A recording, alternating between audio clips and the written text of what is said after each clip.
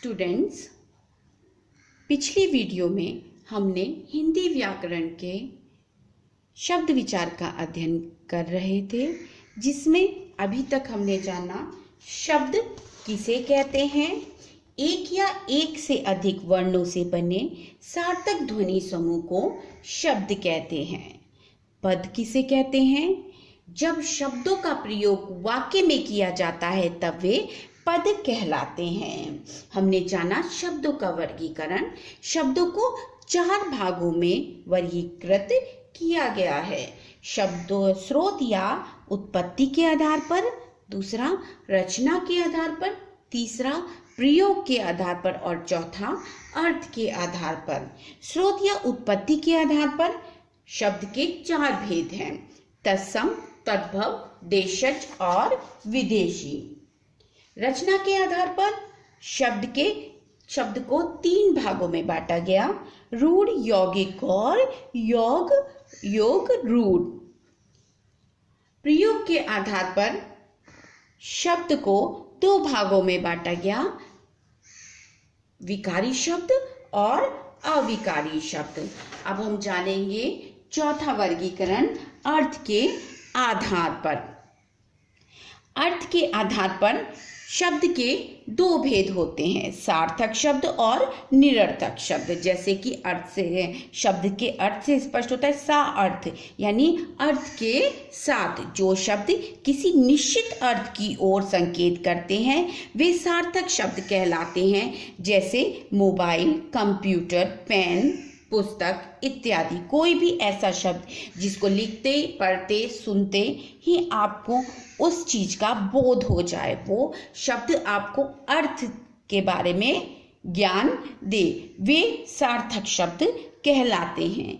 निरर्थक शब्द वो शब्द जिनका कोई अर्थ नहीं होता। जिन शब्दों का अर्थ बोध नहीं होता वे निरर्थक शब्द कहलाते हैं। जैसे पानी, वाणी। पानी शब्द समझ में आता है, जल के लिए प्रयुक्त किया गया है, लेकिन वाणी कोई शब्द नहीं है। रोटी, पोटी। रोटी चपाती के लिए आया है, लेकिन बोटी शब्द निरर्थक शब्द है। दाल, वाल। दाल सार्थक शब्द के अंतर्गत आता है, लेकिन वाल कोई शब्द नहीं है।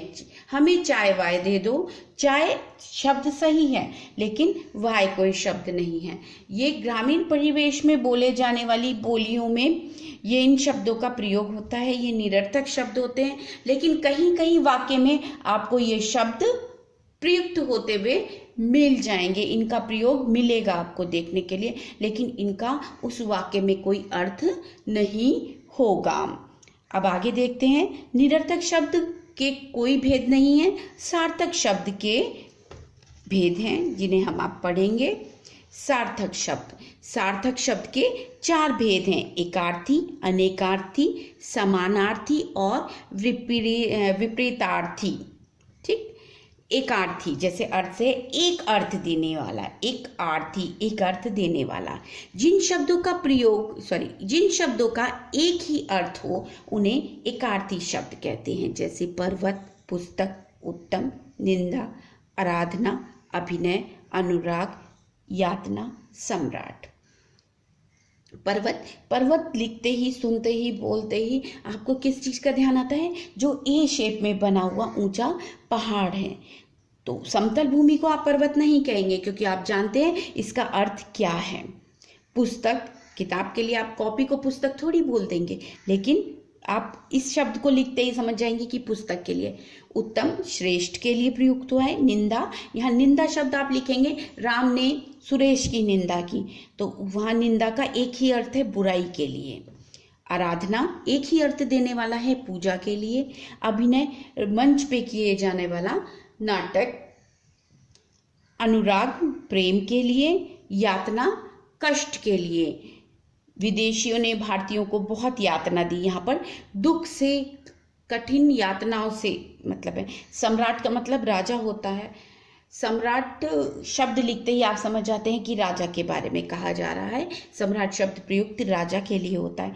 एक बात आपको नोट करनी है, ध्यान रखनी है, व्यक्तिवाचक संज्ञा और स्थानों के नाम, यानी स्थानवाचक स्थानों के नाम, ये आपके एकार्थी शब्द में आएंगे, जैसे सुभाष चंद्र बोस, महात्मा गांधी, ये सब एक ही नाम की ओर एक ही नाम का, एक ही व्यक्ति का संकेत दे रहे हैं, जिसका नाम सुभाष चंद्र बोस था।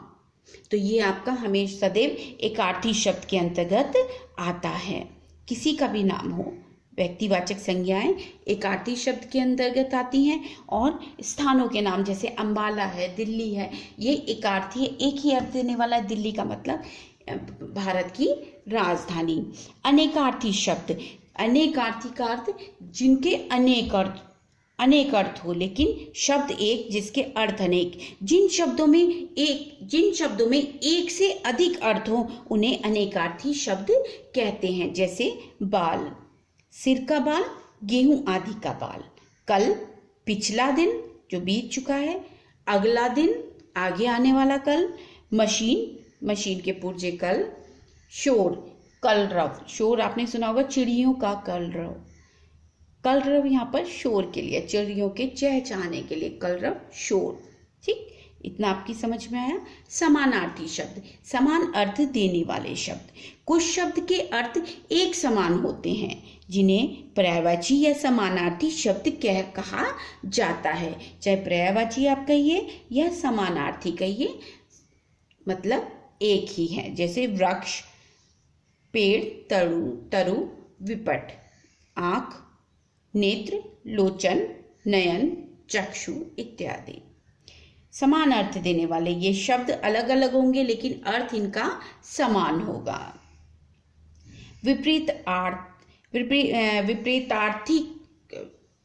विपरीतार्थक शब्द, कुछ शब्द एक दूसरे के विपरीत या उल्टा अर्थ देते हैं। ऐसे शब्द को विपरीत या विलोम शब्द कहते हैं। जैसे सत्य, असत्य, रात, दिन, सुख, दुख, काला, सफेद, काला, गोरा।